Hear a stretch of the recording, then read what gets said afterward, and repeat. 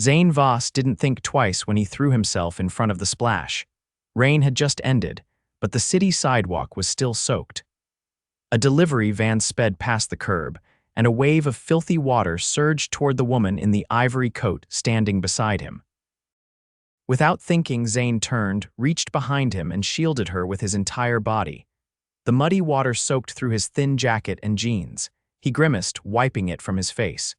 "You okay?" he asked, breathless. The woman blinked, stunned. Her coat was untouched, not a single drop on her. You didn't have to do that." Zayne gave her a sheepish smile, brushing his damp hair back. "Yeah, well, I've had worse happen on Mondays." She stared at him a second longer, then let out a soft laugh. "I'm fine, you're soaked. I've got a change of clothes in my backpack. My kid's school keeps spares in case of accidents. Today, that's me. You're a dad. Yep." He reached down and picked up the small, dented lunchbox that had fallen from his bag. "Single dad, my daughter's 5. Her name's Grace." She looked at him with a strange expression, like she wasn't sure what to make of him. "Thank you, seriously. Most people wouldn't have done that," Zayne shrugged. "Most people don't have laundry that's already overdue. I figured, what's one more load?" That made her laugh again. "I'm Fallon Knox. Zayne Voss." They shook hands. Her palm was soft and delicate, her nails neatly manicured. She had the kind of coat that looked like it cost more than his rent, and her boots definitely weren't from any store he'd ever dared walk into. But she wasn't acting stuck up, just grateful. "You sure you don't need anything?" she asked. "Nah, I'm good, just heading to pick up Grace from my neighbor. She watches her after kindergarten." Fallon hesitated. "Let me at least buy you a coffee or something." "It's the least I can do." Zayne looked down at his dripping clothes. "I'm not really in coffee shop shape right now," she smiled. "Then maybe another day," he blinked. "You want to meet again? You're interesting," she said simply, like it was obvious. "And you saved me from a full-body sidewalk bath. That deserves at least a latte." He couldn't help but grin. "All right, deal." She reached into her coat pocket and pulled out a business card. It was thick, with embossed gold lettering. "This has my number. Call me." Zayne took it, trying not to look too surprised. "Fallon Knox, CEO, Knox and Vale Media Group." His stomach dropped a little. "Wait, you're that Fallon Knox?" She tilted her head. "You've heard of my company. Who hasn't? You own half the billboards in the city." She smiled, but there was something quiet in her eyes. "Yeah, that's me." He looked at her again, really looked, and realized she wasn't just rich. She was a millionaire, maybe more. And he was the guy who'd just gotten sidewalk sludge all over his one clean shirt. "I'll call you," he said, feeling suddenly out of place. "I hope you do." She turned and walked off, her heels clicking confidently against the wet pavement. Later that night, Zayne sat on the couch in his tiny apartment, Grace curled up in his lap in her pajamas. "Daddy, you smell like puddles," she mumbled sleepily. "That's because I fought a giant water monster to save a princess today," he whispered. She giggled. "You're funny." He smiled, brushing her curls back, but his eyes drifted to the business card on the counter. "Fallon Knox." There was no way someone like her would actually want to see him again. Right? But still, the next day, after school drop-off, he called. They met at a small cafe near the park. Zayne waited outside, nervous, until he saw her step out of a sleek black car wearing a fitted navy dress and sunglasses. She looked like she belonged in a movie. "Hey," she said, sliding into the seat across from him. "Hey. Thanks for coming."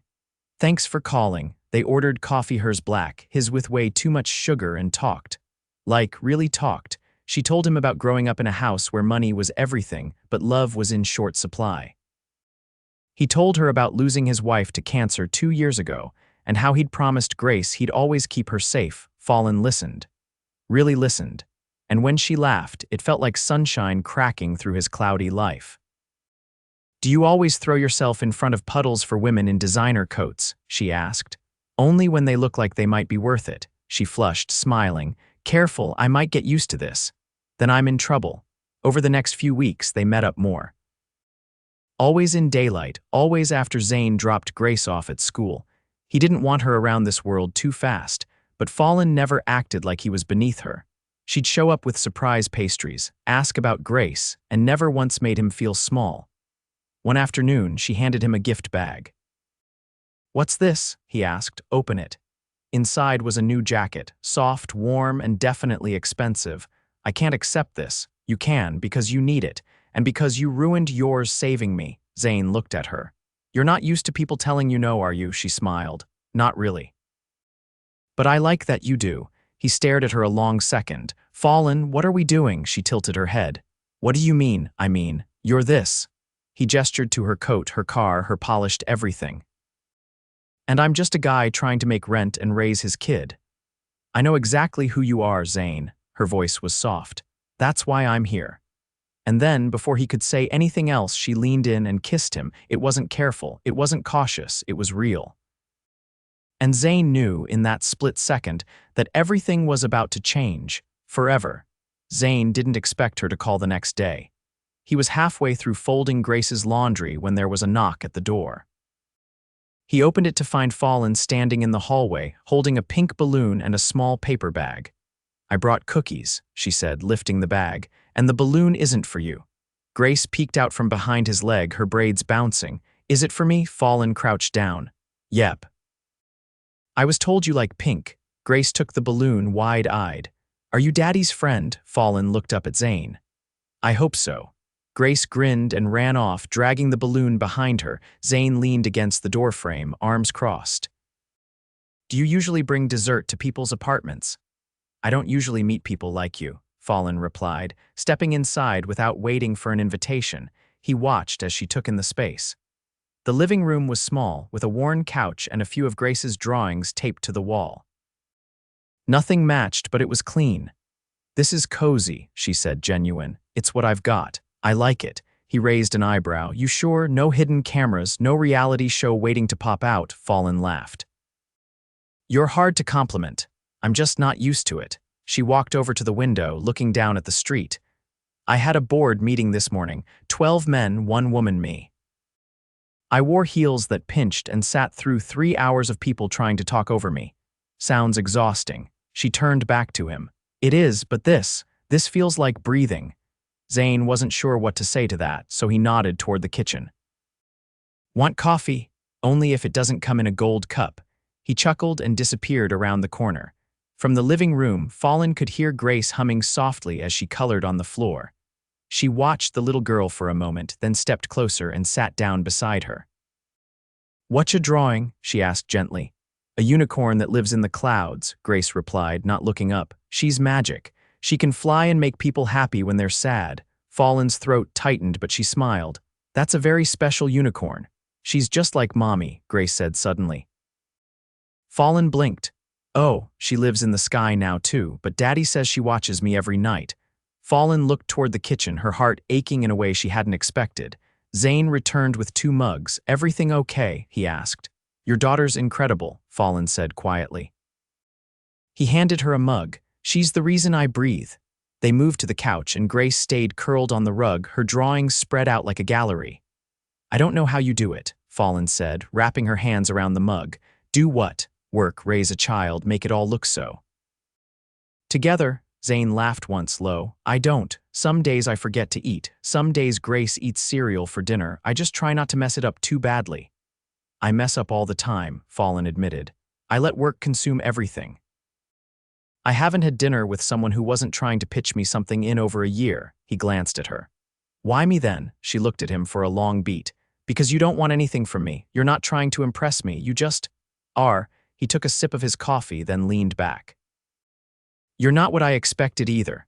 Oh, I thought you'd be cold, sharp, all business, he paused. But you're warm, and you listen, and you bring pink balloons. Fallon smiled.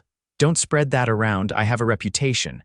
They sat in silence for a moment, the kind that felt comfortable. Then Fallon turned to him. I'm hosting a benefit gala next weekend. It's black tie press, the whole thing. Zayne blinked. Sounds fancy. It is, she said carefully, and I want you to come. He stared at her. Fallon, I don't own a tux. I don't even own a tie right now. I'll take care of that. He shook his head slowly. That's not the issue. Then what is? I don't belong in that world. Fallon leaned closer. You belong anywhere I am. He met her eyes, steady. And what happens when people start asking who I am?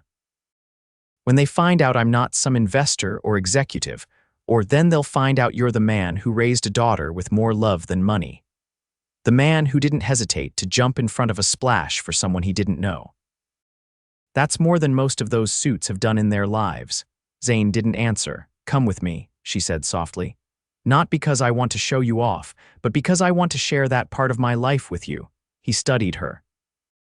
You're not afraid of what people will say. Fallon's expression didn't waver. Let them talk. A soft voice interrupted them. Daddy, they both turned. Grace stood near the couch, rubbing one eye. Can I keep the balloon forever? Zayne pulled her onto his lap. You can keep it until it floats away. Fallon reached out and brushed a curl from Grace's cheek. Next time I'll bring two. Grace nodded sleepily. And cookies, Fallon laughed. Definitely cookies. As the evening wore on, Fallon stayed. They didn't talk about business or differences or doubts. They played a game of dominoes on the coffee table, and Fallon let Grace win every round. When it was time for her to leave, Zayne walked her to the door. She turned to him, her voice quiet. You still worried you don't belong in my world? He didn't answer right away. Instead, he stepped forward and kissed her, slow and certain. When he pulled back, he whispered, I don't care anymore. Fallon smiled, her eyes bright. Good. Then she left, and Zayne stood in the doorway for a long time after, staring at the empty hallway, heart pounding. He didn't know what would happen next, but he knew he was already in too deep to walk away. The tuxedo fit like it had been sewn directly onto Zayne's skin. He stared at himself in the mirror, running a hand down the satin lapel. The suit had arrived in a garment bag that morning, delivered by a driver wearing white gloves and a polite expression. Grace had squealed when she saw it, then promptly asked if her daddy was turning into a prince. He didn't feel like one. The fabric was soft, the shoes shined like glass, and the cufflinks bore a tiny engraved K, surely Fallon's doing. Still, beneath the tailor's precision and the cologne she'd slipped into the pocket with a note that simply said, wear this, Zayne felt like someone pretending to be someone else. Are you nervous? Mrs. Delaney asked from the couch. She lived down the hall and had agreed to watch Grace for the night. She was knitting something with bright purple yarn, her eyes flicking between stitches and Zayne's reflection. Is it that obvious? You've been adjusting that jacket for the last 5 minutes. He stepped away from the mirror. I haven't been to anything fancy since prom, and that ended with me spilling punch on my date's dress and getting dumped in the parking lot. Well, don't spill anything tonight, and don't let her be the one who does the chasing, if you know what I mean. Zayne grabbed the keys from the counter. I don't think Fallon's the chasing type. She gave him a look. The powerful ones never are, but the right woman. She'll want a man who doesn't let her carry everything alone. He nodded, then crouched to kiss Grace, who was already deep into a coloring book. You going to dance with her? She asked without looking up. If she lets me. Grace grinned. Then you better not step on her feet. The black car waiting outside purred like a panther. The driver opened the door without a word, and Zayne slid inside, the leather seats cool against his back. He didn't recognize the route they took, but he knew they weren't heading anywhere near his part of town. The gala was held at the Bellamy. He'd passed the building before its glass exterior curved like a cut diamond, but he'd never imagined stepping through the doors. Tonight, golden light poured from the entrance, spilling onto the sidewalk like honey. Well-dressed guests glided up the steps, their laughter crisp and effortless. Camera flashes popped as photographers captured every arrival. Zayne stepped out, pulse hammering. He caught a few glances, some curious, some dismissive, but he kept walking. Then he saw her. Fallon was descending the staircase inside the lobby, her gown a shimmering midnight blue that caught the light like stars caught moonlight. Her hair was swept back, revealing the clean lines of her collarbone, and her earrings sparkled like they had secrets. She stopped when she saw him. Wow, she said, her gaze roaming over him. I think that's supposed to be my line. She took his arm, her hand warm against his sleeve. You clean up like a man who's about to ruin 1,000 hearts, only interested in breaking one. Her smile faltered slightly, just enough for something real to flicker behind her eyes. Then she straightened and led him into the ballroom. It was all crystal chandeliers and champagne towers, a string quartet playing a melody he didn't recognize. Waiters moved like dancers, balancing trays of oysters and tiny hors d'oeuvres Zayne couldn't pronounce. Fallon guided him through clusters of guests, introducing him only with his first name. No one asked more. They smiled, nodded, and moved on, too busy networking or scanning the room for someone more useful. At one point, a man with silver hair and a voice like gravel appeared beside them. "Fallon, your speech was excellent. The investors are thrilled." "Thank you, Marcus. This is Zayne." The man's gaze flicked to him. "Ah, the teacher friend, yes," Zayne stiffened. "I work with kids, yeah." Marcus offered a polite smile, but his grip on his wineglass tightened. "Interesting." "Well, don't let me interrupt." He walked away without waiting for a reply. Zayne turned to Fallon. "Is that what you told them I was, a teacher?" "It was the truth, just not the whole of it." He looked at her hard. "You're not embarrassed, are you?" "No," she said quickly. "I'm furious." She pulled him toward a quieter corner, away from the music. "I spent years building this company.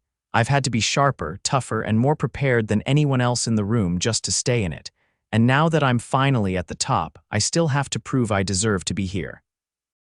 So no, I'm not embarrassed of you, Zayne. I'm angry that anyone would think I should be." He stared at her, surprised by the fire in her voice. "I don't need a man who checks boxes," she continued. "I need a man who doesn't flinch when the world tries to make him smaller." "I don't flinch," he said quietly. "I just don't always know where I fit. You fit with me." The music swelled behind them, and Fallon stepped closer. "Dance with me." "I don't know how." "You don't have to." She led him onto the floor, her hand finding his. Her body pressed lightly against his chest, and for a moment the rest of the room dissolved. They moved slowly, clumsily at first, then with growing confidence. Her head tipped against his shoulder, his fingers tightened around hers. "I didn't expect this," he murmured. "What? You wanting me here?" Fallon pulled back just enough to meet his eyes. "I didn't expect you either," she said. "But now that you're here, I don't want to imagine this world without you in it." Zayne opened his mouth to respond, but a camera flash cut the moment. Then another. A man with a press badge hovered at the edge of the floor, his lens trained on them. Fallon's expression shifted. "We should step outside." Zayne nodded, and they slipped through a side door onto a terrace overlooking the city. The air was crisp, the lights below flickering like fireflies. Zayne leaned against the stone railing. "Do I need to worry about ending up in tomorrow's headlines?" Fallon shook her head. "You're not a scandal, Zayne. You're the only real thing in this entire building." He looked at her, unsure of what to say. Then she stepped forward and kissed him again, slower this time, like she wasn't in a hurry to be anywhere else. When they pulled apart, he whispered, "You keep surprising me." Fallon smiled, and this time it reached all the way to her eyes. "Then get used to it." Behind them, the music swelled again, but Zayne didn't hear it. All he could hear was the sound of his own heart, finally taking a risk it had been afraid of for far too long. Fallon had never been late to a board meeting in her life, until now. She stood in front of Zayne's apartment building, holding a paper bag with a mini lemon loaf and a chocolate milk carton inside. The bag crinkled in her hand as she adjusted her grip and knocked with her other. The morning was cool, the sky pale with early light, and Fallon's hair was still damp from the shower, something she never allowed when heading into the office. But today, none of her usual rules seemed to matter. Zayne opened the door, already dressed, Grace tugging on his pant leg, her backpack half-zipped. "We're almost out the door," he said, noticing the bag. "Is that what I think it is? Your daughter said chocolate milk makes mornings better." Grace beamed. She remembered. "I remember a lot of things," Fallon said, handing over the bag. Zayne narrowed his eyes playfully. "Like how I like my coffee or how I can't tie a bow tie to save my life." "Exactly. And also that your landlord still hasn't fixed your heater." He opened the door wider. "Come in, you've already won the morning." She stepped inside as Grace ran to grab her sketch pad. "I was going to drop her off at school and then head into the city," Zayne said, watching Fallon carefully. "But if you're here early, something's up." Fallon hesitated. They ran the gala photos. Zayne didn't move. "In the Society Tribune," she added. "Page 3. He leaned against the wall. "So now I'm a headline. You're in a photo with me." Smiling, he waited, arms crossed, saying nothing. She stepped closer. "You weren't named, I made sure of that."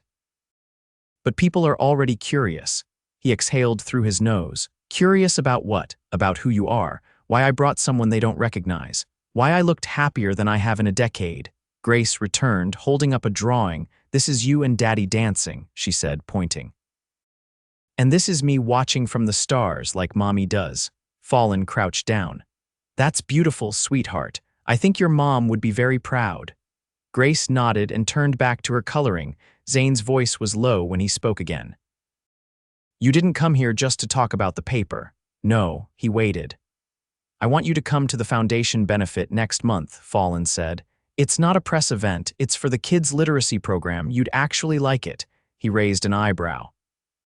"You think I'm afraid of another ballroom, I think," she said slowly. "You're afraid of what comes after." He didn't deny it. "I've been thinking," she continued, "about how I used to say I didn't have time for a relationship, that it would only get in the way. That love was a distraction. And now I realize I was building walls around myself and calling it ambition." Zayne's voice was quiet. "You've never had anyone who showed up just for you." She looked at him. "Until you." He stepped forward, lowering his voice. "I'm not rich. I can't buy you buildings or take you to Europe on a whim." "I've been to Europe," she said. "I've never had someone make me feel safe just by sitting next to me on the couch." He studied her face. "You sure about this?" "I'm sure about you." A beat passed before Zayne turned to Grace. "Kiddo, can you grab your jacket?" She ran off down the hall. Fallon reached into her coat pocket and pulled out a small envelope. "I wasn't going to give you this yet, but I think you should see it now." He opened it. Inside was a letter of appointment offering him a position as program director for Knox and Vale's new community outreach initiative. "You want me to work for you. I want you to lead the part of the company that actually changes lives. It's not charity, it's respect." He looked stunned. "I don't have a degree in public relations. I'm not some polished executive." "You have something better," she said. "Real experience, empathy, vision. Everything I didn't know I needed in a partner until now." Before he could reply, Grace returned, zipping up her jacket. "I'm ready. I'll walk her today," Fallon offered. "You read the letter, think about the offer." Zayne hesitated, then nodded. "Okay, but no limo," she grinned. "Just my car." "It's only mildly ridiculous." Grace grabbed Fallon's hand without hesitation, and they walked out together, chatting about the latest book her class was reading. Zayne stood at the window, watching them disappear down the street. That afternoon, he arrived at Fallon's office this time, not in jeans, but in slacks and a clean button-down. He carried a folder under his arm. Her assistant barely had time to buzz him in before Fallon appeared at the door. "I wasn't sure if you'd come," she said. "I read the proposal," he said, holding up the folder. "I made some additions. There's a community center near Grace's school that's about to lose funding. We could do something real there." She took the folder and opened it, her eyes scanning the notes. "You're hired," she said without looking up. Zayne stepped closer. "I'm not interested in being just an employee." She looked at him, startled. "I want to build something with you," he said. "Not just programs and events, a life." Fallon's breath caught. "I want to be the person who's still standing next to you when the cameras are gone and the lights are off," he said. "I want Grace to know what it looks like when two people choose each other every single day." She blinked fast. "Are you proposing something?" Zayne pulled a small box from his pocket. "Not yet, but I'm letting you know that I will." Fallon opened the box. Inside was a simple ring, a delicate band with a tiny diamond. "It's not from a designer," he said. "I saved for it." Grace helped pick it out. Fallon's voice was a whisper. "It's perfect." He took her hand. "So are we doing this? Are we building something that's messy and real and completely ours?" She nodded, tears slipping down her cheeks, unashamed. "Yes." He kissed her, right there in her office, with the city behind them and the future wide open.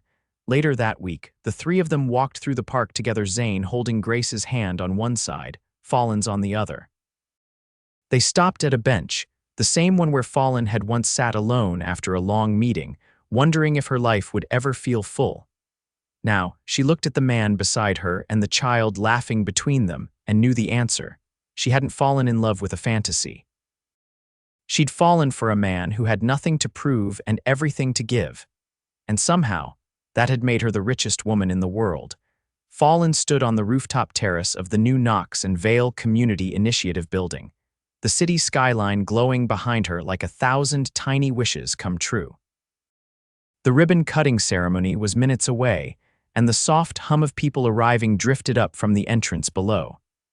She adjusted the hem of her cream silk dress, her heels clicking lightly against the tiled floor. Behind her, the glass doors opened. Zayne stepped out, his sleeves rolled up, the top buttons of his shirt undone despite the formality of the event. He carried Grace on his hip, her pink sneakers swinging as she clutched a small bouquet of wildflowers. She insisted on picking them herself, he said, looking at Fallon. "For you," Grace added, reaching toward her. Fallon took the flowers, something tight in her chest loosening as she brought them to her nose. "They're beautiful.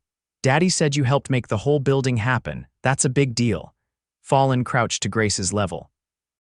"Your daddy made it happen. I just gave it a roof." Grace looked between them. "Are you going to get married?" Fallon blinked. "What makes you ask that?" "I saw a movie where the lady and the man kissed on a roof, then they got married the next day," Zayne laughed. "We're not in a movie, kiddo." Grace looked disappointed. "But don't you love her?" Zayne set her down gently. "Go say hi to Aunt Delaney downstairs. She brought cookies." Grace skipped away, her curls bouncing. Fallon crossed her arms. "A movie, huh?" Zayne stepped closer. "She's been asking questions all week. Yesterday she wanted to know if she'd get to wear a dress with sparkles if we ever had a wedding." Fallon tilted her head. "And what did you say?" "I said she could wear whatever she wanted, as long as you said yes." She studied him. "You're asking again. I'll keep asking until I get it." Fallon glanced toward the city, then back at him. "You don't need to," he frowned. "I don't, because the answer's already yes." Zayne's eyes searched hers. "You're sure?" "I've never been more certain of anything," she said, stepping into him. "I want messy mornings and school pickups and wildflower bouquets. I want us." He pulled her into his arms, and their lips met in the golden light of dusk. It wasn't the first time they'd kissed, but this one had weight like it sealed something permanent. A voice echoed from downstairs, calling guests to the ceremony. Fallon pulled back reluctantly. "You ready to give a speech?" he asked. She shook her head.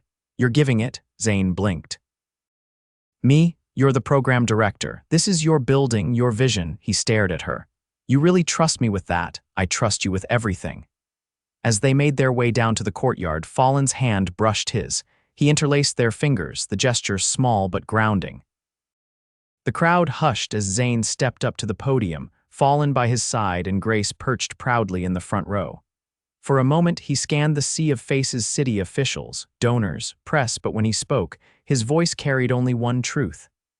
"I never thought I'd be standing here," he began. "Not just because of this building or this role, but because for a long time, I didn't think I'd find a place where I belonged. I was just trying to raise my daughter right, trying to survive.